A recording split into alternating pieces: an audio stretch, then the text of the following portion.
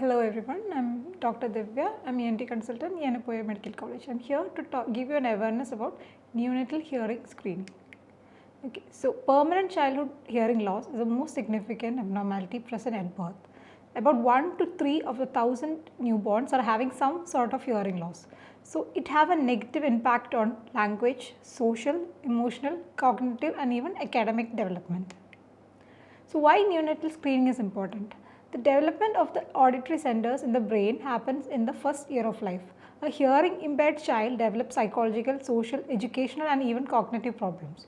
So if the infants are able to maintain a language and social or emotional development, if any intervention done within a span of 6 months of life. So that is why neonatal screening is quite important. Now coming to the causes of neonatal hearing loss. So it can be divided into hereditary cause, prenatal cause, perinatal cause and childhood acquired diseases. So hereditary causes, there's a whole list of hereditary cause that we will be discussing later. Now coming to the prenatal cause. So what are the prenatal causes? So that damage to the sensorineural apparatus is due to noxious influences acting on the embryo. Like it can be some infections which is happening, intrauterine infections like measles, cytomegalovirus, toxoplasmosis, rubella, herpes simplex or any abortifacient drugs. And perinatal causes are damage which occur during the childbirth or even after the soon after the childbirth. It can be due to neonatal hypoxia, it can be due to neonatal jaundice or any instrumental delivery. Now next category is childhood acquired diseases, that is like deafness which happened after the birth. So again the causes can be meningitis, septicemia, it can be due to some trauma or infections like measles and mumps. So who are at the risk of having the hearing loss at birth? So the high risk babies includes mothers who had intrauterine infections like cytomegalovirus, toxoplasmosis or rubella, or they who have taken ototoxic drugs like abortifacient drugs, or who had prolonged labor and any illness for the baby for which NICU admission was happened, and any illness for which the child have been admitted for more than 2 days within a span of 1 month after birth. And childs with a birth weight of less than 1.5 kg, with the child with a low Apgar score and any child with syndrome or have a family history of permanent sensorineural hearing loss, any child with craniofacial anomalies and babies of consanguineous marriage. So all these are babies who are high risk whom we should be monitoring regularly. Like even if they have passed the newborn screening test, we have to monitor them regularly at least for 2 years. So neonatal screening was introduced by Joint Committee of Infant Hearing in 2007 and it is a part of early hearing detection and intervention program. So early hearing detection and intervention program guidelines include a hearing screening to be done in all babies within a month of life, and if at all hearing loss is there, it should be diagnosed within 3 months of life, and hearing aid selection and fitting to be done within 1 month of diagnosis, and any intervention which can include hearing aid or it can be cochlear implant to be done within 6 months. So there are different types of newborn screening which includes universal neonatal screening as well as higher screening. So what is universal neonatal screening? So all live births can be screened should be screened within a span of 2 days after birth. Whereas higher screening is like it is done only in kids who are born out of high risk pregnancies and are screened for deafness. Now coming to the objective. So why we are doing a screening? It is to ascertain what type of deafness the child is having, whether it is a unilateral deafness or bilateral deafness, or deafness is present or not, to know the degree of the functional impairment, to localize the lesion, to establish a etiological diagnosis and to establish a management protocol for the hearing loss. So there are subjective tests and objective tests. Subjective tests are tests which the child's mom or relatives can do. So here within a for a child who is less than 3 months, we have to see if the child is having a startle reflex, which I will be explaining later. And for a child who is less than 6 months, they will be able to localize the sound. For a child who is less than 9 months, they will be able to respond to while calling the baby's name. A 10-month-old baby will be able to respond to a pure tone sound A 1-year-old baby will be able to utter meaningful words, 1.5-year-old baby will be responding to commands, and a 2-year-old baby can have a vocabulary of 20 words or more. Now coming to the reflexes. So the first one is the oropalpebral reflex, which is observed like if the child's eyes are open, there will be blinking of eyes. If the child's eyes is closed, there will be tightening of eyelids when they are like when a loud sound of 50 to 75 decibel is being given. So that is oropalpebral reflex.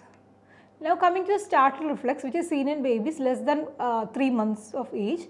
It is observed that a sudden movement of infant's body is seen immediately when there is a loud sound. And there is also one reflex called arousal reflex, where there is sudden arousal of a quiet and partially sleeping child on sudden exposure to a loud sound. So what is first response? First response will always be the correct response. So reflex response may disappear on repetition. So child will stop all movements momentarily on presentation of a loud sound stimulus. We should avoid any sudden visual or tactile stimuli may elicit a positive response falsely. Okay. Sound is to be used for testing is either a noisemaker or a soft box. So noisemaker should be having a loudness of 50 decibel, whereas a speech decibel is loudness will be 25 decibel approximately. A child will be able to localize speech better than a noise. If the child is not turning the head to this area from where the sound is coming, then child might be having some hearing impairment. The lowering sound intensity of the loudspeakers can be assessed with the threshold of the hearing in a child between 12 months to the 24 months. So now coming to the objective test, there are tests called OAE and BERA. So advantage of the test OAE is that it is easily available, less time consuming, and less skill is required. The normal functioning of the middle ear and cochlea is indicated when the OAE is present. Whereas BERA, the advantage is that each ear can be tested separately, but the problem is that it is not frequency specific. The presence of a BERA indicates a normal auditory pathway and a cochlea. So OAE is a test which is done for the newborn screening, and it is done within 2 days of life.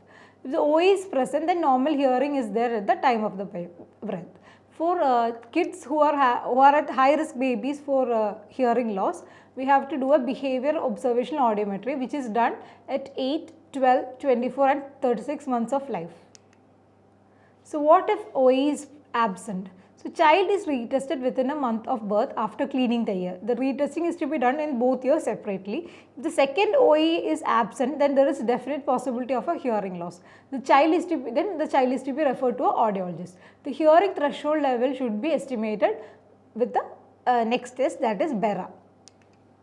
So what if the OAE is absent and BERA is normal or near normal hearing? So here we should suspect a middle ear pathology, and OAE is absent in all middle ear lesions. So then we have to do a tympanometry to rule out the middle ear pathologies like collection of fluid in the middle ear space or congenital ossicular fixity. In case of middle ear pathology, then we have to do a surgery, or we have to give a medical management, or we can use a hearing aid. So what if the OAE is absent and BERA shows deafness and tympanometry is normal? So here immediate amplification to be given by hearing aid before the child reaches the 6 months. That is why intervention is important before the child reaches the 6 months. The child is to be followed up monthly and reviewed by speech or language therapist, and parents need to be counseled on language or speech training of the child, and is made as a part of the rehabilitation team. If in spite of using hearing aid for at least 3 to 4 months, child is not responding to sound or not picking up the language well, then child should be considered for the cochlear implant, which is to be done within 1 to 2 years of age. So I am just summarizing. The neonatal screening include OAE and BERA. The first screening test what we are doing is OAE. So if the OAE is present, then we are assuming that the child is having a normal hearing. But if OAE is present and it's a high risk child for hearing loss, then we have to do a behavior observation audiometry, which is done from 8, 12, 24 and 36 months of life. If OAE is absent at the time of birth, then we have to repeat a OAE, which is to be done within 1 month of life. And if that repeat OAE is absent, we have to do a BERA. And if the bearer is normal, then we have to do a tympanometry to rule out the middle ear pathologies. If the bearer is abnormal, then you can go for a hearing aid. If the child is not responding for a hearing aid after using it for 3 months, then you have to consider cochlear implant, which is to be done within 1 or 2 years of life.